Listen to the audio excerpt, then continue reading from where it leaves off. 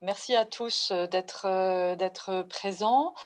Je me présente pour ceux qui ne me connaissent pas, Marie-Pia Dorto, je suis médecin somnologue à l'hôpital Bichat et avec Pauline Balany que vous devez voir dans la vidéo, nous portons le Work Package dans le RHU IVASC, Work Package consacré aux troubles respiratoires du sommeil en tant que facteur causal potentiel de la maladie coronarienne. Avant d'aller plus loin dans le sujet, je voulais remercier vous tous qui vous êtes connectés et qui participez à ce webinaire. Remercier ResMed qui est un contributeur essentiel de ce Work Package et plus spécifiquement de l'étude AmiSleep au sein du consortium du RHU. Ce webinaire donc va vous représenter assez rapidement le contexte général du RHU et du Work Package troubles respiratoires du sommeil. Ensuite, Élodie Drouet de l'URC Saint-Antoine vous fera un point sur le nombre de centres participants à l'étude AmiSleep, le nombre d'inclusions, etc.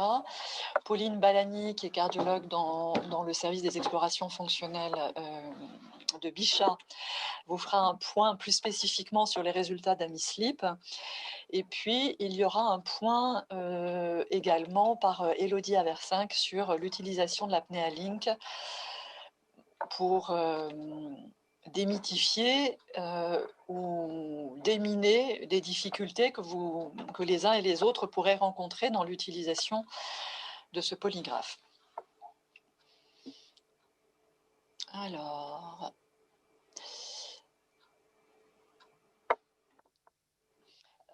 aussi quelques éléments techniques avant de revenir un petit peu en arrière. Il y a un système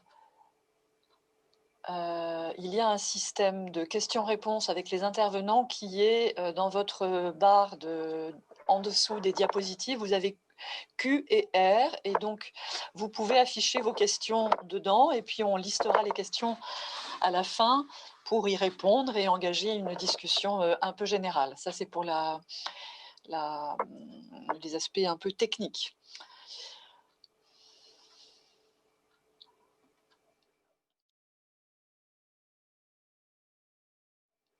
Alors, à propos d'AmiSleep, et d'une façon générale à propos d'IVASC. Donc, vous le savez, IVASC est un RHU piloté par Gabriel Steg sur donc la maladie coronarienne et la maladie athérothrombotique d'une façon générale, et qui est composé de plusieurs Work Packages, dont la grande cohorte Frenchy à laquelle vous collaborez de façon très active. Vous incluez des patients au fil de l'eau, qui sont donc des patients hospitalisés pour un infarctus à la face aiguë.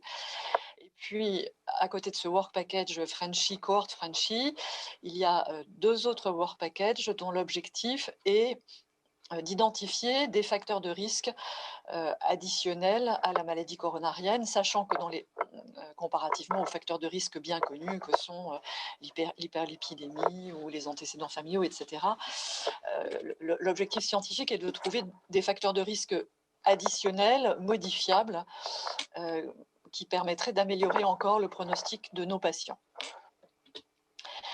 Parmi ces facteurs de risque, il y a l'état bucco-dentaire, et c'est le Work Package dont est en charge Giuseppina Caliguri et le professeur Bouchard. Et puis, le Work Package consacré aux troubles respiratoires du sommeil, dont nous sommes un certain nombre à porter. Alors, les troubles respiratoires du sommeil sont en fait extrêmement prévalents, et un papier récent de 2019 fait état, en compilant des études obtenues de façon très répartie dans le monde, d'un potentiel de patients concernés de l'ordre d'1 milliard d'êtres humains, donc des chiffres monstrueux. On sait par ailleurs, et je n'ai pas mis de figure dans ce sens-là, mais là aussi les données de la littérature sont cohérentes, que la présence d'un trouble respiratoire du sommeil est un facteur pronostic péjoratif pour la maladie coronarienne. En revanche, on manque de données récentes sur la prévalence des troubles respiratoires du sommeil en général dans la population française et de façon plus spécifique dans la population coronarienne française. Et donc, c'est l'objectif de ce Work Package, c'est de fournir des données épidémiologiques récentes sur la prévalence du trouble respiratoire du sommeil en France et son association avec la maladie athérothrombotique, à la fois en population générale et plus spécifiquement chez les patients présentant une maladie coronarienne. À terme, ces résultats nous serviront à designer des études interventionnelles pour évaluer l'impact du traitement des troubles respiratoires du sommeil sur le pronostic de la maladie athérothrombotique. Alors, je vais passer peut-être un peu rapidement pour ne pas prendre trop de temps sur les différents délivrables liés à ce Work Package. Il y a 2 délivrables importants qui concernent l'étude menée en population générale sur laquelle je reviens dans la diapositive d'après, et 2 délivrables qui sont liés spécifiquement à la maladie, aux troubles respiratoires du sommeil chez les patients hospitalisés pour un infarctus à la phase aiguë. Alors, un mot sur les études faites en population générale. Ces études sont menées aussi par Pauline Balany, qui va intervenir tout à l'heure également sur le volet chez le patient coronarien. C'est une étude qui s'appuie sur la cohorte Constance, qui est une énorme cohorte en population générale, qui repose sur un suivi prospectif à partir d'une inclusion faite au moment où un sujet vient faire un bilan de santé auprès de la sécurité sociale. Et en 2017, outre le bilan de santé habituel, ont été distribués aux sujets qui étaient inclus des questionnaires de dépistage de troubles respiratoires du sommeil et puis des questionnaires spécifiques au sommeil. Et donc, nous avons des chiffres de prévalence. Et puis, le suivi prospectif de cette cohorte va nous permettre de faire le lien entre la présence de troubles respiratoires du sommeil et la maladie athérothrombotique, les complications cardiovasculaires. Ces études, qui ont donc commencé à partir de 2017, ont déjà donné des résultats et nous avons déjà pu montrer que la présence de troubles respiratoires du sommeil est associée à une augmentation du risque de survenue d'une hypertension artérielle, avec une prévalence par ailleurs de troubles respiratoires du sommeil qui est extrêmement élevée, puisqu'on est aujourd'hui en population générale, encore une fois, une prévalence qui est de l'ordre de 15%, ce qui est considérable, puisque là on parle d'une prévalence en population générale et pas en population clinique. Donc des premiers résultats qui sont très encourageants, et encore une fois j'insiste, il s'agit là de résultats en population générale.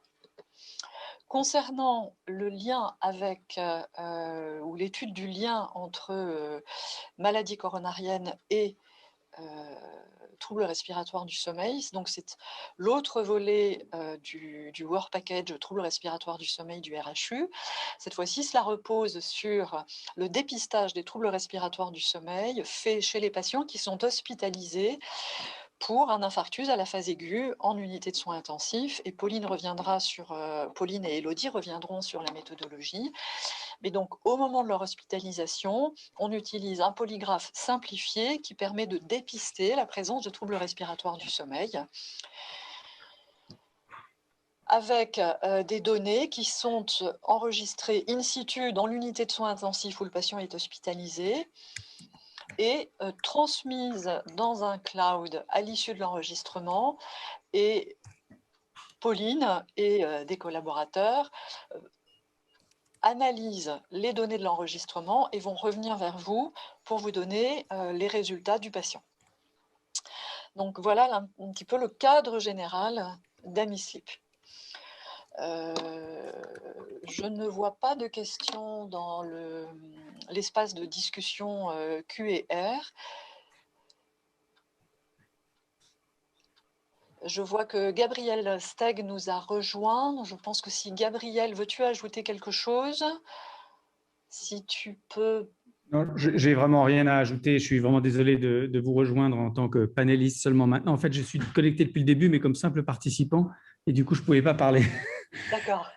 Mais voilà, tu as très très bien présenté iVask. Merci beaucoup à tous d'être connectés et de faire l'effort en milieu de journée que je sais charger, de prendre le temps pour qu'on parle d'AmiSleep. Mais je pense que vous verrez que c'est vraiment important à la fois sur le plan technique, mais surtout sur le plan scientifique, parce qu'il y a vraiment des choses extraordinairement intéressantes. Et je veux saluer tout le travail que l'équipe d'AmiSleep à tous les échelons fait dans les centres, au centre de coordination et évidemment l'équipe de Marie-Pierre. Revenir sur la présentation du schéma de l'étude en bref, parce que je sais que vous le connaissez déjà parfaitement. Donc, c'est juste pour vous rappeler que, comme l'a dit le professeur Dorto, l'étude AmiSleep est nichée dans l'observatoire Frenchy. Et donc, au moment de l'inclusion, vous incluez un patient que vous avez déjà inclus dans l'observatoire Frenchy à partir du moment où il répond à certains critères de sélection qui sont spécifiques, mais très simples, comme vous le voyez, puisque en dehors de son consentement et des critères d'inclusion dans Frenchy, il n'y a pas d'autres critères d'inclusion. On a cependant quelques critères de non-inclusion qui sont peu nombreux. Donc, bien sûr, vous ne pouvez pas inclure de patient qui est déjà sous traitement pour un SAS avant l'inclusion dans Frenchy. Un patient qui a une désorientation cognitive et des difficultés de communication qui ne rendraient pas possible le remplissage d'auto-questionnaire ne peut pas être inclus, ainsi qu'un patient qui est atteint d'une pathologie grave avec une espérance de vie inférieure à 6 mois. En dehors de tous ces critères, les patients sont incluables dans l'étude AmiSleep.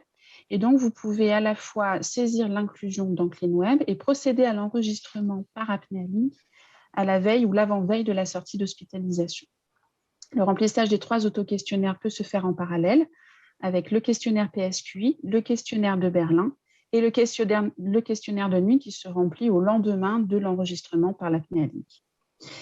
Après cette étape-là, l'avantage d'être dans le RHU iVask est de profiter du mode de suivi dont bénéficient les patients inclus dans Frenchy, c'est que pour toute la phase de suivi des patients, le suivi est fait de manière automatique ou semi-automatique via le chaînage avec la base de données SNDS pour Système national des données de santé, qui récupère pour l'étude toutes les informations sur les consommations de soins et les éventuels événements qui pourraient être intéressants pour l'étude. Donc voici pour le schéma de l'étude qui est, comme vous le savez et vous le voyez ici, assez simple. En termes d'inclusion, eh bien, nous avons dépassé il y a très récemment une barre importante des 800 premiers patients inclus. Donc déjà, c'est l'occasion à nouveau, en plus du mailing qui a été diffusé, de vous remercier vraiment très sincèrement pour ces 800 premiers inclus. Donc vous voyez ici la courbe des inclusions avec en bleu la courbe des inclusions réelles et l'augmentation au fur et à mesure. Et en orange, vous avez le nombre des inclusions qui sont enregistrées par mois. Ici, vous avez les points du calendrier où nous avons effectué des modifications substantielles qui étaient principalement pour l'ajout de nouveaux centres qui nous ont rejoints au fur et à mesure. Nous sommes aujourd'hui à 16 centres qui sont ouverts pour participer à AmiSleep. Et le dernier point dans le calendrier, c'est la nouvelle stratégie des inclusions dans Frenchy et de ces études nichées, puisque depuis le mois d'avril, a été mis en place ce nouveau calendrier qui, pour rappel, fait que, mis à part une semaine sur les 4 d'un mois où vous pouvez inclure des patients uniquement dans Frenchy, vous ne pouvez inclure des patients dans le registre Frenchy qu'à partir du moment où ils participent à une autre étude nichée, et principalement à AmiSleep, pour les 3 autres semaines sur 4 du mois. Et on a l'impression que ça marche, cette nouvelle stratégie, puisque là, on voit un décroché vraiment en avantage pour AmiSleep depuis ce mois d'avril, avec une barre des 100 qui est à chaque fois dépassée. Alors bien sûr, pour le mois de juin, on n'en est pas encore à 70, mais nous ne sommes que le 21. Donc, il reste encore une dizaine de jours pour saisir toutes vos inclusions dans CleanWeb et inclure de nouveaux patients. Mais là, on a vraiment l'impression d'une accélération de l'inclusion. Donc, on vous remercie encore infiniment et on vous remercie de continuer vos efforts. Donc là, vous voyez ici une petite jauge qui représente la jauge qui doit être pleine à la fin du temps des inclusions. On est à 819, il faut continuer de remplir cette petite jauge. Pour terminer, voici les inclusions par centre, avec les hôpitaux de Lariboisière, Bichat et Tours qui sont sur le podium en termes d'inclusion totale. Mais vraiment, on remercie infiniment l'ensemble des nouveaux centres, que ce soit Angers, Dijon, Poitiers, Toulouse, Lyon, Chartres, Corbeil-Essonnes, Rouen, Saint-Antoine, Lille et Grenoble, qui chacun ont amené leur petite pierre à l'édifice. Certains ont démarré leur participation beaucoup plus tard et vont monter très très vite en flèche. Donc on est potentiellement de nouveaux centres aussi peut-être vont nous rejoindre. Mais déjà, il faut maintenir dans ces 16 centres-là la dynamique de ces dernières semaines.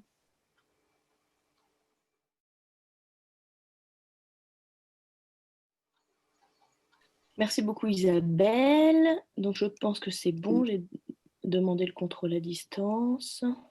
Donc je suis Pauline Balani, moi j'interviens notamment en ce qui concerne la lecture des polygraphies. Donc je vais vous proposer d'abord un petit voyage de l'autre côté du miroir après l'enregistrement par l'apnée Link, voir ce que moi je vois sur mon écran et comment est-ce que j'arrive à réaliser mon interprétation. Et ensuite, je vous présenterai les premiers résultats préliminaires de cette étude AmiSleep et donc des premiers résultats des interprétations, des différentes interprétations. Alors, donc ça c'est le rapport, pardon, je suis allée un peu trop vite. Ça c'est le rapport que vous voyez vous, et moi, de ce rapport, je vais modifier un peu l'interprétation parce que je vais analyser les tracés. Et les tracés de dépistage qui sont réalisés chez vos patients en post-infarctus. Donc le tracé, comment est-ce qu'il s'interprète? En gros, la petite canule nasale me donne un enregistrement du flux qui va m'enregistrer le flux d'air donc dans les narines. La petite ceinture thoraco-abdominale, thoracique plutôt, me donne un tracé des mouvements thoraciques et la position, et le capteur de saturation me donne la saturation et le pouls. En analysant ces tracés, ça va me permettre de déterminer des événements qui vont me permettre de pouvoir dire si le SAS est sévère, non, et de quantifier un petit peu les différents SAS et de dire les différents types de SAS. En gros, on va définir une hypopnée si jamais on voit que le flux, on voit une diminution du flux associée à une désaturation de plus de 3% ou plus. Ça me permet de définir les hypopnées. Ensuite, parfois le flux peut s'interrompre avec les mouvements thoraciques qui continuent et ça me définit une apnée obstructive. Elle n'est pas obligée d'être associée à une désaturation, mais bon, dans la plupart du temps, on voit que c'est quand même associé à une désaturation. Si on a une interruption du flux nasal associée à une absence de mouvement thoracique, à ce moment-là, ça me permet de définir les apnées centrales. Et parfois, il se trouve que le tracé ne me permet pas de déterminer si l'apnée est obstructive ou centrale. Et donc, à ce moment-là, on appelle, je qualifie cette apnée de non qualifiée, justement. Tous ces événements, les hypopnées, les apnées obstructives, les apnées centrales, me permettent de définir un degré de sévérité du SAS au travers de l'index d'apnée-hypopnée. Si l'index d'apnée-hypopnée est supérieur à 5, je conclus un SAS léger. S'il est supérieur à 15, un SAS modéré. Et supérieur à 30, un SAS sévère. Dans le protocole AmiSleep, on demande de réaliser une polysomnographie pour confirmer le diagnostic si le SAS est au moins modéré. Sachant que l'apnée Link est un dispositif vraiment de dépistage, et donc c'est pour ça qu'on demande vraiment que ce diagnostic soit confirmé par une polysomnographie, car on ne peut pas se baser sur l'analyse de l'apnée Link seule. Là, les différents types de SAS sont les différents types de SAS donc, sont selon la prédominance d'événements et de types d'événements que je vois. Donc, s'il y a une prédominance d'apnée centrale, le SAS est qualifié de centrale. Une prédominance d'apnée obstructive, le SAS est qualifié d'obstructif. Et s'il n'y a pas de prédominance particulière ou des hypopnées prédominances ou une prédominance d'apnée non qualifiée, on conclut à un SAS non qualifié. Donc, je vous ai fait une petite revue de la littérature sur la prévalence du SAS dans la population générale. Comme l'a dit Marie-Pia, c'est assez prévalent. Les études qu'on a disent des chiffres autour de 9% chez les femmes et 17% chez les hommes. Et il se trouve qu'on voit qu'au sein, bien évidemment, d'une population à risque qui est la population des patients ayant une cardiopathie ischémique, la prévalence augmente beaucoup. Il n'y a pas la dernière étude que j'ai la dernière étude que j'ai vue et qui date de 2016 avec l'inclusion de 1408 patients et on voit une très très forte prévalence du SAS avec 83% de SAS léger et 53% de SAS modéré. Il se trouve que donc, les dispositifs de ces études ne permettent pas de différencier les types de SAS parce que l'apnéalique de dernière génération avec sa ceinture thoracique va permettre de différencier les différents types de SAS. Et donc, on voit que notre étude va apporter quand même un peu plus d'informations que les autres études précédentes. Les études plus anciennes s'intéressaient principalement aux hommes et les seules études qui arrivent à identifier les types de SAS sont les études qui ont réalisé des polysomnographies et donc qui ne permettent pas d'inclure un grand nombre de patients. Et donc, on conclut majoritairement à des SAS obstructifs, mais les polysomnographies étaient réalisées beaucoup plus tardivement que dans notre étude, puisque c'est entre J6 et J61 à peu près. Donc là, maintenant, on va vous demander une petite participation. Il va falloir que, à votre avis, quel est le taux de patients dans l'étude AMI Sleep qui présentent un SAS au moins modéré. Donc, on va vous demander de réaliser un petit sondage. Donc, je pense, Isabelle, qu'on peut lancer le sondage. Donc, on vous demande de répondre au sondage.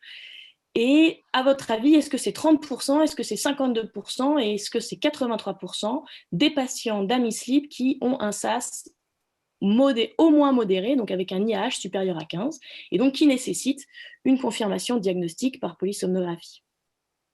Donc, je vous laisse le temps de voter.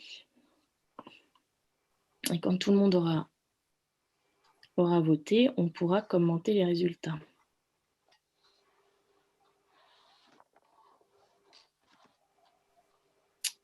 Alors, donc, les résultats, une majorité de personnes ont voté pour 52%. Donc, et vous avez raison, puisque c'est comme au Trivial Poursuite, la réponse du milieu est souvent la bonne.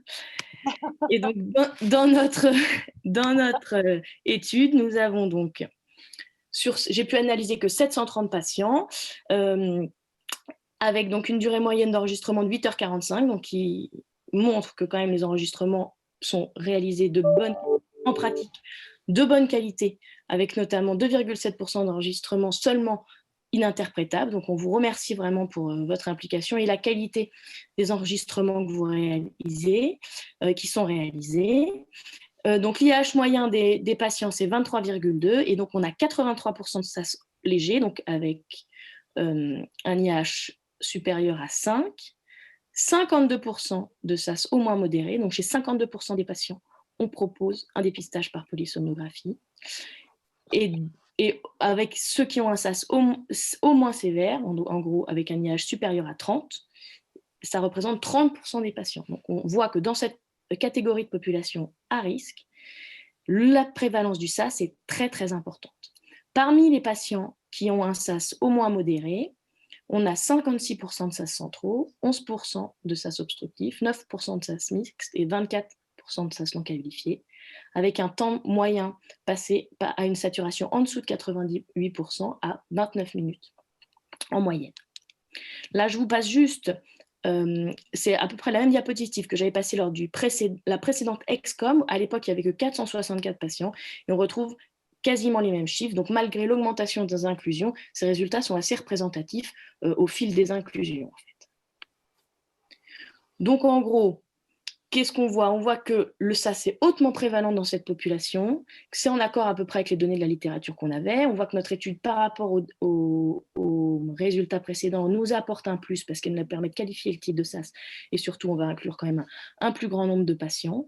On voit que en post-infarctus immédiat, le SAS central est prédominant et on voulait encore vous remercier pour votre implication, pour l'implication des centres, notamment avec ces enregistrements qui sont souvent de bonne qualité, et aussi donc toutes les équipes AMI Sleep avec l'URC et les équipes de ResMed. Voilà. Merci de votre attention. Merci beaucoup, Pauline. Je vois que dans le QR, il n'y a pas de questions encore posées. Peut-être que je vais faire quelques commentaires, ou Gabriel, si tu veux faire des commentaires à ce stade, peut-être aussi, toi en tant que... Pour le cardiologue, déjà la prévalence, la simple prévalence, c'est quand même hallucinant. Donc ça veut dire qu'il y a vraiment un problème absolument majeur, donc il faut préciser les conséquences et l'importance physiopathologique, et donc c'est évidemment très alléchant sur la suite des résultats d'AMI-Sleep, mais on a encore beaucoup de travail à faire pour mieux comprendre et corréler ce qui se passe et ensuite déterminer qu'est-ce qu'il faut faire de ces résultats, c'est-à-dire quelle intervention il faudra tester. Donc on est complètement dans le bain du Work Package sommeil. Premier aspect, c'était d'écrire la prévalence, et ce qu'on comprend tout de suite, c'est qu'elle est très élevée. Et maintenant, il va falloir qu'on aille plus loin grâce à vous pour comprendre ce que ça veut dire et comment il faut le prendre en charge. Non, moi, je souhaitais faire quelques commentaires, et Gabriel et Pauline et Élodie Drouet, bien sûr, et Élodie Aversinck, vous intervenez aussi, hein. Le premier commentaire, c'était sur la notion de la sévérité du SAS basée sur l'index. Pauline, classiquement, c'est vrai qu'on dit qu'un syndrome d'apnée du sommeil est qualifié de modéré quand l'index d'apnée-hypopnée est supérieur à 15 et de sévère quand il est supérieur à 30. Mais en réalité, pour les somnologues ou pour les pneumologues, on va considérer qu'un syndrome d'apnée du sommeil est sévère dès que l'index est supérieur à 15 et qu'il y a une association à une autre pathologie sévère. Il se trouve que là, vos patients, par définition, ils ont une pathologie sévère puisqu'ils sont en unité de soins intensifs pour un épisode, pour un infarctus du myocarde ou une... et donc, en fait, dès un index supérieur à 15, ces patients vont être considérés par le pneumologue, le somnologue, comme des patients sévères au regard du trouble respiratoire du sommeil. C'est très important d'avoir ça en tête. Ça, c'est le premier commentaire que je voulais faire. Le deuxième commentaire, c'est, vous avez vu que Pauline nous disait qu'il y a 83%, en tout cas plus de 80% des patients qui ont un index d'apnée-hypopnée supérieur à 5 par heure. Et, je pense que ça, c'est un élément qui mérite de figurer dans le compte-rendu du patient pour que ce trouble respiratoire du sommeil, à défaut d'être, qui est trop modeste pour être traité à ce stade, doit en revanche être surveillé pour être sûr qu'il ne s'aggrave pas. Parce qu'un syndrome d'apnée du sommeil dont l'index est à 5, 10, 12 à l'année N a tout risque de se majorer au fil du temps parce qu'il y a de la prise de poids, parce que l'avancée en âge favorise les apnées du sommeil, et de devenir sévère au fil du temps. Et donc, il faut que ce résultat-là constitue une petite sonnette d'alarme pour le suivi du patient, et cette sonnette d'alarme mérite de figurer dans le compte-rendu. Il me semble, hein, après... Troisième commentaire que je souhaitais faire, et j'en aurai un quatrième, et après j'ai fini de parler. C'était sur la prévalence du syndrome d'apnée du sommeil central. Parce qu'on peut, vous savez peut-être que enfin vous savez certainement, pardon, que les syndromes d'apnée du sommeil sont de façon un peu schématique séparés entre apnée obstructive et apnée centrale. Les apnées obstructives, ce sont les voies aériennes supérieures qui vont se collaber pendant le sommeil, hein. C'est typiquement le patient ronfleur et puis qui ronfle, et d'un coup les ronflements s'arrêtent, puis reprennent, et les ronflements se sont arrêtés parce qu'ils ont été interrompus par une apnée. Alors que l'apnée centrale, c'est une instabilité de la commande de la respiration Et typiquement, vous avez vu dans les très jolis tracés que nous a montré Pauline, cet aspect crescendo-décrescendo du chien Stokes. Et c'est vrai que ces patients-là ont une instabilité de la commande ventilatoire liée à la dysfonction, à la pathologie cardiaque intercurrente. Alors on pourrait estimer que cette forte prévalence des syndromes d'apnée du sommeil chez ces patients hospitalisés à la phase aiguë de l'infarctus est en fait simplement un reflet de la pathologie cardiaque qui est en cours. Mais j'attire votre attention sur le fait que on sait que si ces patients font des apnées centrales à la phase aiguë d'une pathologie cardiaque, c'est qu'ils ont une sensibilité du contrôle ventilatoire particulière, et cette sensibilité particulière, ce contrôle ventilatoire particulier, de toute façon, les rend favorables, entre guillemets, les prédispose à faire des apnées obstructives. Et ce que je veux dire par là, c'est qu'il est fort probable que si on les enregistre une semaine, un mois après l'épisode aigu cardiaque, on va retrouver la même prévalence, mais cette fois-ci avec des apnées centrales qui seront transformées en apnées obstructives. Donc il ne faut... Le sens de mon message, c'est aussi de dire qu'il va falloir surveiller ces patients. Alors, ça ne sera plus votre rôle, mais en tout cas, votre rôle, c'est là aussi d'être attentif au fait que les patients soient orientés pour la confirmation de leurs troubles respiratoires du sommeil, qu'elle soit après que la nature en soit obstructive ou centrale. Concernant cette confirmation, j'insiste aussi sur le fait que cette confirmation, Pauline a parlé de polysomnographie. On sait que la polysomnographie, c'est un enregistrement en centre sommeil avec des électrodes sur la tête pour enregistrer le sommeil, tous les capteurs respiratoires. Donc, c'est des enregistrements qui sont, dont les délais d'obtention sont assez longs. On peut aussi faire la confirmation par polygraphie ventilatoire. Donc, c'est des enregistrements type Holter qui sont beaucoup plus simples à mettre en œuvre en ambulatoire chez les patients une fois qu'ils sont sortis de leur hospitalisation en cardiologie. Donc, la suite de la prise en charge des patients n'est pas forcément aussi compliquée que le laisse entendre le mot polysomnographie. Là aussi, je pense que c'était important de le souligner. Alors, je vois que dans les questions, je vois si un IH supérieur à 15, nous organisons automatiquement pour le patient une convocation en pneumo. La réponse est oui, oui, oui, oui, oui, absolument. Absolument.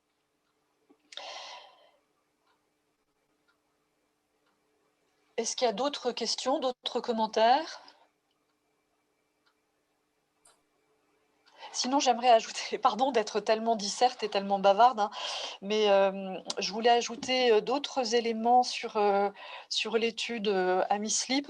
Elodie a mentionné le fait que les patients remplissaient un questionnaire de Berlin et un questionnaire PSQI. Donc, le questionnaire de Berlin, c'est un questionnaire de dépistage des apnées obstructives du sommeil. Ce questionnaire a été validé en population générale. Il n'a jamais été validé en population clinique et notamment chez les patients ayant un infarctus. Donc, l'un des objectifs secondaires de l'étude AmiSleep va nous permettre de valider ce questionnaire de dépistage dans la sous-population des patients à la phase aiguë d'un infarctus, et c'est très précieux pour le dépistage des troubles respiratoires du sommeil dans cette sous-population. Le PSQI, c'est le Pittsburgh Sleep Quality Index. C'est un questionnaire beaucoup plus général de dépistage de troubles du sommeil au sens large. Il y a une dimension, un sous-domaine qui concerne les apnées du sommeil, mais il y a des domaines qui portent sur la qualité du sommeil en tant que tel, l'insomnie, les difficultés d'endormissement, le trouble du maintien du sommeil. Et là aussi, je souligne l'importance de ce questionnaire parce que ça fait partie des objectifs secondaires. Les apnées du sommeil interfèrent avec on a des données d'études qui montrent que le fait d'avoir des apnées du sommeil impacte de façon péjorative le pronostic des patients athérothrombotiques. Il commence à y avoir des données sur l'impact aussi de la durée du sommeil, du nombre d'éveils nocturnes et l'impact pronostic de la mauvaise qualité du sommeil en général. Et donc, ce questionnaire PSQI va nous permettre aussi de beaucoup avancer sur les liens entre sommeil et pathologie cardiovasculaire et pathologie athérothrombotique d'une façon générale. Donc, merci encore de participer à AmiSleep et d'y contribuer de façon aussi active. Du coup, j'enchaîne sur la partie donc, des dépistages avec l'apnée Link Air et AirView en pratique. Le but de cette partie va être de vous montrer de manière un peu live comment s'effectuent les différentes interactions entre l'apnée Link Air et le AirView. Donc là, vous pouvez revoir le schéma qui vous a été présenté tout à l'heure et vous pouvez voir donc sur ce schéma le nombre d'interactions qui existent entre l'appareil apnea Link Air et AirView. Donc, au niveau de l'initiation, au départ, quand le professionnel de santé va créer une fiche patient standard et va appareiller l'apnea Link à cette fiche patient avant de poser l'apnea Link sur le patient. Puis, une fois que l'enregistrement, la nuit de dépistage aura été réalisée, une nouvelle connexion aura lieu à AirView via l'apnea Link pour télécharger les informations qui sont rentrées à l'intérieur de celui-ci. Vous allez avoir ensuite une troisième connexion qui aura lieu une fois que l'équipe d'interprétation d'AmiSleep, c'est-à-dire le docteur Balani, va relire l'enregistrement. Vous aurez à ce moment-là la possibilité de vous reconnecter pour télécharger le rapport. Alors, pour ça, du coup, je vais vous faire une petite démonstration en live. Donc, pour la fiche patient et l'association au boîtier.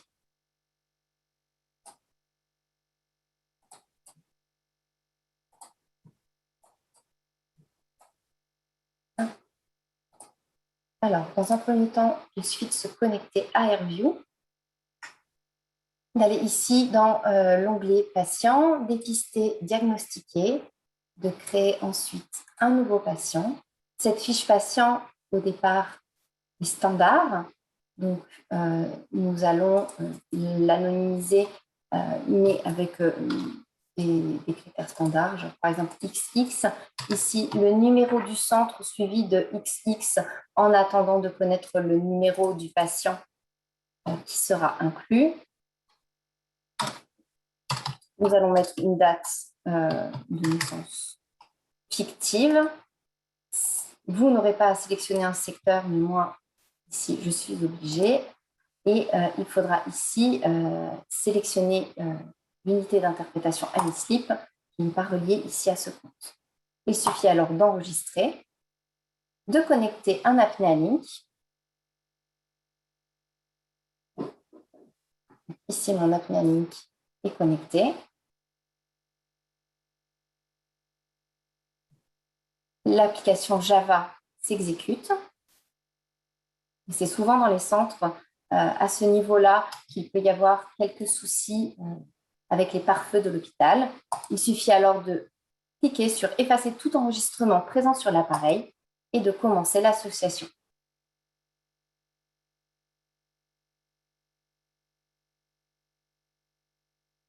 Donc là, si vous regardez, quand vous avez votre liste de patients, vous allez avoir donc, votre patient, votre numéro qui est ici, et un petit lit noir qui s'affiche, qui vous indique que le patient a bien été associé avec un apnea Link. Il vous suffira alors de juste récupérer cet apnea Link et ensuite de le poser à votre patient. Donc, pour la pose de l'apnea Link, vous avez sur l'extranet du site iVask un tutoriel qui va vous expliquer comment poser cette apnea Link. Vous allez avoir tout un nombre, tout un tas d'informations concernant l'apnea Link et notamment un endroit où on va vous montrer comment assembler l'apnea Link. Donc, vous avez toute une série de vidéos qui vous indiquent les différents éléments, les piles nécessaires, comment fixer la sangle thoracique au niveau du capteur d'effort et comment ensuite la fixer au niveau de l'apnea Link jusqu'à la lunette nasale, l'oxymètre et ensuite l'installation sur le patient.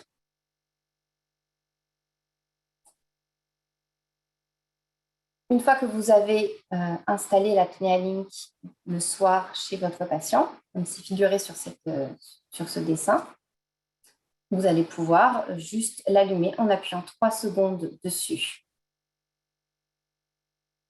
On va alors de nouveau, une fois que nous l'aurons récupéré le lendemain matin, avoir une connexion à AirView. Donc, je vais me reconnecter sur le site.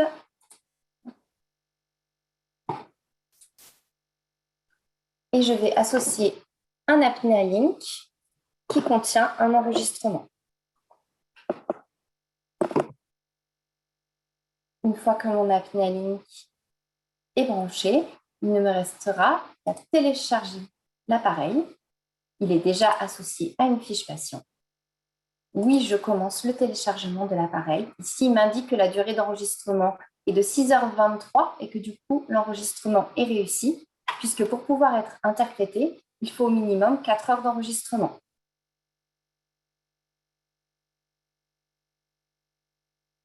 Il y a parfois un petit délai, mais voyez, ici, nous obtenons l'enregistrement de notre patient avec 6h37 et un pré-screening qui est fait de manière automatique par l'apnea link et dont il ne faut pas tenir compte, puisqu'en fait, votre patient, les enregistrements de votre patient vont être lus par l'équipe d'interprétation MISLIP.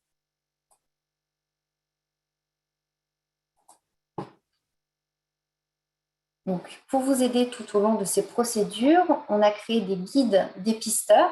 Donc, c'est des fiches que nous vous transmettons en même temps que l'appareil et qui vous permettent de suivre vraiment le pas à pas de ce que je viens de vous montrer. Pour rappel, quand vous avez votre liste de patients dans l'onglet dépistage, vous avez ces 3 petits icônes qui peuvent vous aider pour savoir où en est exactement votre patient. Donc, vous avez créé la fiche générique. Il est important de voir qu'il y a un petit lit noir. Une fois que vous avez téléchargé l'enregistrement de l'appareil, vous allez avoir votre petit lit vert et un petit icône indiquant qu'un médecin va relire l'enregistrement. Et quand l'enregistrement est complètement relu, vous allez avoir ce petit encart vert, cette petite fiche de rapport. C'est à ce moment-là que vous pourrez télécharger l'enregistrement. Une fois que ce rapport de dépistage aura été téléchargé, il faut que vous le transmettiez à votre patient. Et pour cela, vous avez aussi un courrier d'accompagnement qui vous est fourni. Vous pouvez joindre à celui-ci. Donc, pour que toutes ces étapes se passent au mieux, vous avez un certain nombre de ressources. Donc, comme je vous l'ai dit tout à l'heure, l'extranet de iVask, où vous avez tout un tas d'informations concernant l'apnea link et concernant AirView. La fiche accompagnement dépisteur, où vous allez avoir l'intégralité pas à pas des manipulations qui sont à faire sur AirView et sur l'apnea link. Et aussi une fiche de demande de consommables que vous pouvez nous transmettre quand vous êtes à court de lunettes nasales, de piles rechargeables ou autre chose. En cas de difficulté sur AirView, il ne faut pas que vous hésitiez à contacter le support AirView qui, en général, par email, répond sous un délai de 48 heures hors week-end et jours fériés. Ou alors, vous pouvez aussi les joindre par téléphone. Vous aurez un interlocuteur français et un délai de réponse d'environ 24 heures hors week-end et jours fériés. Pour toute autre question, vous n'hésitez pas à me contacter. Je peux aussi faire l'interface avec AirView et vous aider sur un certain nombre de problématiques. Je laisse la parole à Marie-Pia pour la conclusion et les perspectives, ainsi qu'au professeur Steg.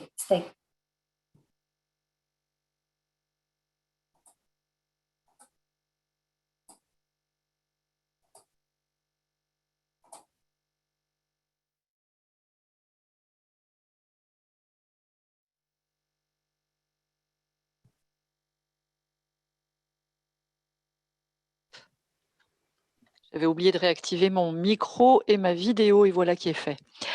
J'étais en train de dire merci beaucoup, Élodie, pour cette présentation du dispositif de l'apnea link, qui est vraiment facile d'utilisation. C'est vrai que les difficultés peuvent être posées par les firewalls de l'hôpital dans lequel vous travaillez, mais je crois que les équipes techniques ont vraiment travaillé très fort pour résoudre toutes les difficultés. Est-ce que, avant peut-être de conclure, peut-être, je ne vois pas de questions dans le Q&R, mais peut-être qu'il y a malgré tout des questions? Je n'en vois pas écrites. Gabriel, est-ce que tu veux faire un commentaire avant que l'on conclue cette session? J'ai vraiment rien à ajouter. Je pense que c'était très complet et très concret. Encore une fois, on voit les avantages de ce système qui est quand même assez élégant. Moi, ce que je voudrais dire, c'est s'il persiste des problèmes qui font que dans votre centre, vous avez des difficultés concrètes, notamment, je pense essentiellement aux difficultés informatiques, il faut vraiment nous le faire savoir. N'hésitez pas à contacter l'équipe et même à me contacter moi-même. Et on essaiera au cas par cas de trouver des solutions, quitte à devoir contourner le passage par le système informatique de l'hôpital, comme c'est arrivé à un ou deux sites de devoir le faire. Parfois, c'est plus simple d'acheter une clé 3G ou 4G que de s'obstiner pendant des mois à essayer de convaincre une direction de services informatiques de faire une exception dans le réglage de leur firewall. Donc, si vous avez une difficulté, revenez vers moi ou revenez vers l'équipe. Moi, je suis évidemment très encouragé par l'accentuation, l'accélération des inclusions qui montre que, je pense, on va arriver probablement à rattraper le retard qu'on a pris à l'allumage. Et ça, c'est extrêmement gratifiant parce que ça veut dire qu'on aura la matière pour répondre aux questions scientifiques qu'on se pose. Et encore une fois, ce qui émerge de la discussion d'aujourd'hui, c'est la grande importance et la grande prévalence et la grande fréquence de ces questions. Et donc, je pense qu'on est tous convaincus qu'il faut continuer à faire les efforts là, dans les mois et les semaines et les mois qui viennent pour parvenir à obtenir des bons enregistrements, suffisamment d'enregistrements et couplés à des données cliniques suffisamment détaillées pour qu'on puisse progresser dans la compréhension des troubles respiratoires du sommeil et de leur lien avec la maladie, les maladies cardiovasculaires en général et la maladie coronaire en particulier. Et encore une fois, je tiens vraiment à remercier tout le travail qui a été effectué par tous les partenaires, bien sûr l'ensemble des investigateurs et de leurs équipes dans chacun des sites, bien sûr l'équipe de coordination d'Amislip à Bichat, bien sûr ResMed, et puis le travail considérable de mise en place par l'équipe Frenchy et la coordination à l'URCES. Donc, merci à toutes et tous du travail considérable qui est effectué. Voilà, pour arriver à avoir des centaines de patients enregistrés comme ça, c'est une ressource scientifique extraordinairement précieuse, inestimable. Et c'est la conjugaison des efforts de tous qui permet de l'obtenir et qui nous permettra ensuite de l'exploiter et d'en faire quelque chose d'utile à la prise en charge de nos patients.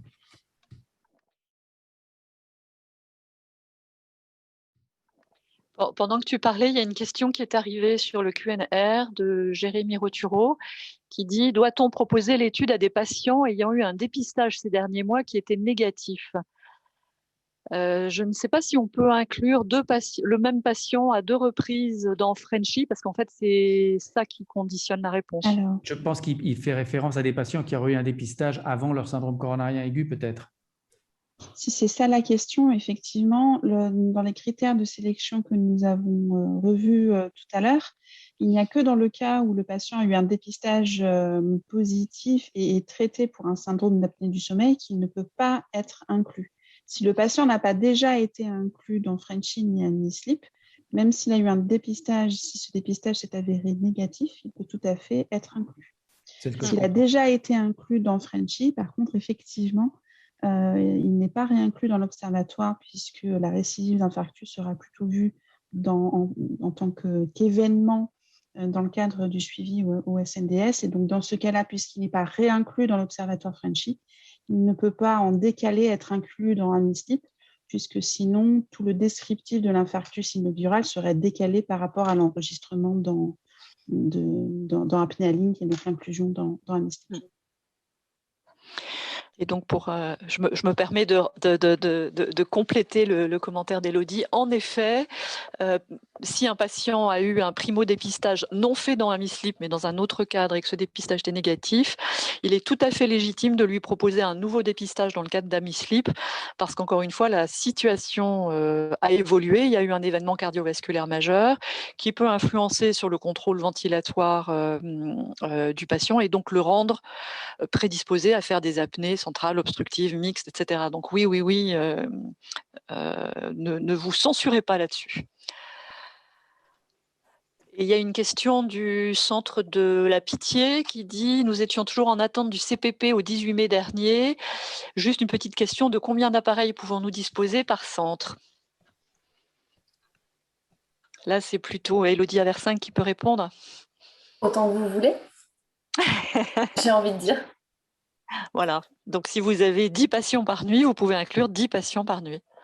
Pas de souci. Je vois concernant l'analyse des enregistrements, si le patient s'endort 2 heures après le début de l'enregistrement, est-ce que vous pouvez le voir ou est-ce qu'on en a l'information? Là, je laisse Pauline y répondre, mais on le voit très bien. À la fois, on a les questionnaires d'endormissement et puis sur le tracé de respiration, on le voit très bien à partir de quand le patient s'endort. Pauline, si tu veux me commenter aussi, ça sera utile. Oui. Donc, on arrive à le voir, oui, sur le tracé au niveau des mouvements respiratoires. Et de toute façon, c'est précisé dans le ICRF avec le questionnaire de sommeil associé qui nous permettra, lors des analyses, de pouvoir un peu combiner les deux, quoi.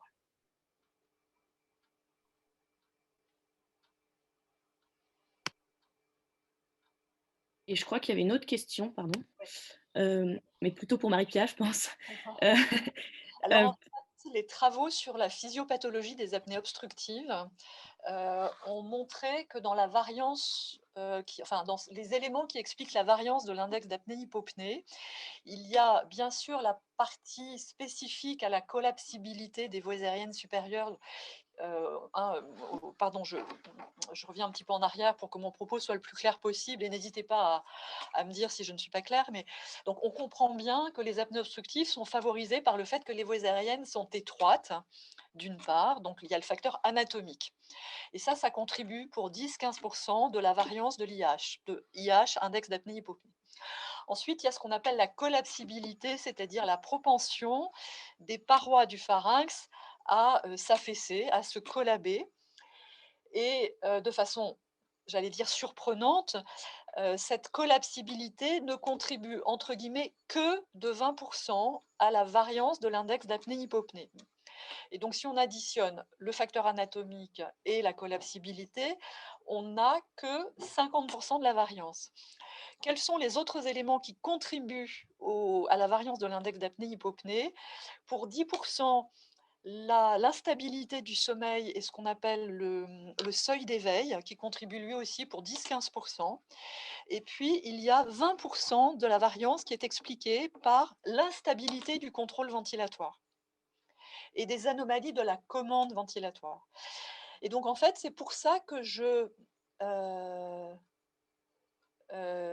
disais qu'un patient dont la commande ventilatoire est suffisamment instable pour faire des apnées centrales lors d'un épisode cardiovasculaire a une commande ventilatoire qui le rend à risque de développer des apnées obstructives de toute façon. La question étant, pouvez-vous détailler pourquoi l'apnée centrale devient obstructive suite à un infarctus? Donc, je reformule. Quand les patients, dans la physiopathologie des apnées obstructives, il y a des éléments évidents qui sont des éléments anatomiques et des éléments de collapsibilité des voies aériennes supérieures, mais il y a une contribution également d'instabilité de la commande ventilatoire. Et donc, ces patients qui ont une commande ventilatoire instable, ce dont témoigne la présence d'apnée centrale au moment d'un épisode cardiovasculaire, sont des patients qui sont de toute façon à risque d'avoir des apnées obstructives. Est-ce que j'ai été suffisamment claire? Pauline, est-ce que tu trouves que j'ai été claire? Très, très clair. Merci.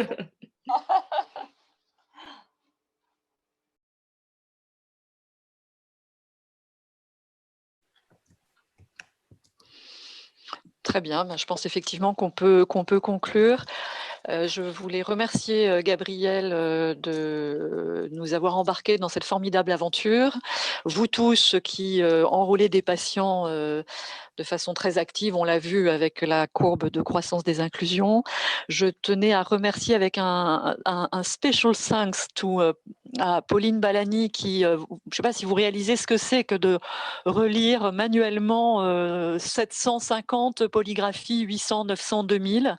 C'est un travail considérable qu'elle fait en plus de son travail de cardiologue dans le service. Donc merci Pauline. Et encore une fois, merci à tous pour ce travail qui va être très riche pour améliorer la compréhension du lien entre apnée du sommeil et pathologie cardiovasculaire. Et merci à ResMed pour avoir organisé ce webinaire qui était très important pour faire un point d'étape. Merci, très bonne journée. À bientôt, bonne journée à tous et toutes. Au revoir.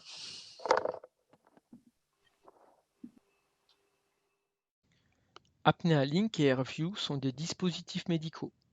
Pour toute information complémentaire, veuillez consulter la notice d'utilisation.